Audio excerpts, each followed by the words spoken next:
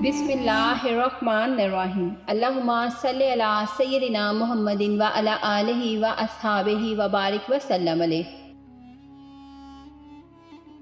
हज़रत उबैदा बिन सामत रज़ियल्लाहु ताला अन्हु कहते हैं कि हजूर अकरम सल्लल्लाहु अलैहि वसल्लम ने रमज़ानुल मुबारक की आमद पर इरशाद फरमाया, रमज़ान का महीना आ रहा है जो बड़ी बरकत वाला है।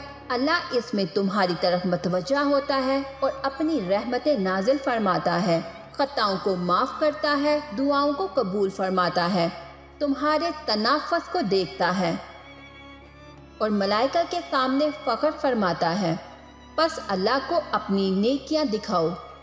बदनसीब है वो शख्स जो इस महीने में भी अल्लाह की रहमत से महरूम रह जाए। अल्लाह से दुआ है कि अल्लाह ताला हमें इस महीने की बरकतें और रहमतें लूटने का मौका दे और हम इस महीने को बहुत ही अच्छे और पुरखलूस के साथ गुजारें, ना कि हम इस महीने को अपनी इबादत के साथ गुजारें, बल्कि हमें इतनी तौफीक दे कि हम दूसरों का भी एहसास कर सकें, दूसरों का भी ख्याल रख सकें। क्योंकि माह रमज़ान में आपको एक नेकी के बदले कई गुना ज़्यादा सवाब मिलता है। इसलिए आप लोगों से दरख्वास्त है कि आप अपने इर्द गिर्द के लोगों का ज़रूर ख्याल रखें। अगर किसी को किसी चीज़ की ज़रूरत है तो उसे ज़रूर दीजिए और उसकी ज़रूरत को बग़ैर किसी दिखावे के ज़रूर पूरा करने की कोशिश करें। क्या पता ये रमज़ान हमारा आखिरी रमज़ान हो और हमें ये दोबारा नसीब ना हो।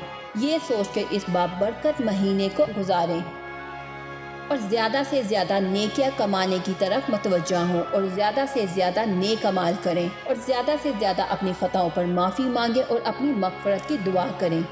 अल्लाह ताला बहुत रहीम है, वो इस महीने के सदक़े हम सबको माफ़ फरमाएगा और हमारी मग़फ़िरत भी फरमाएगा। आमीन सुम्मा आमीन।